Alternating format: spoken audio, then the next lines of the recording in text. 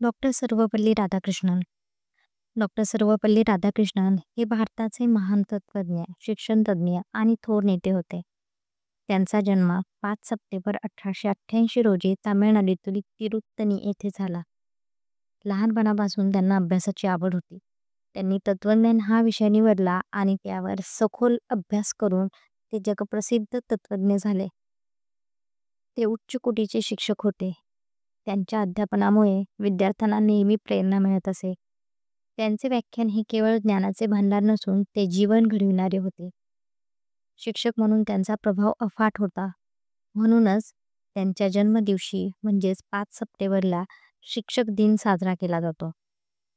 Doctor Radhakrishnan यांनी भारताचे उपराष्ट्रपती आणि राष्ट्रपती म्हणूनही काम केले आहे.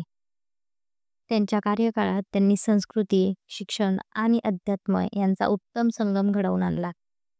ते नेहमी म्हणायचे, शिक्षक हा समाजाचा खरा शिल्पकार आहे. त्यांना भारतरत्न हा सर्वोच्च सन्मान मिळाला. त्यांचे विचार, त्यांची साधी जीवनशैली आणि शिक्षणाबद्दलची तळमळ यामुळे ते आजही प्रत्येक भारतीयाच्या हृदयात जिवंत आहेत.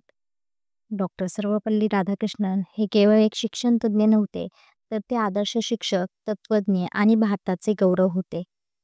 त्यांच्या स्मृतिप्रित्यर्थ आपण शिक्षक दिन साजरा करून खऱ्या अर्थाने त्यांना अभिवादन करतो.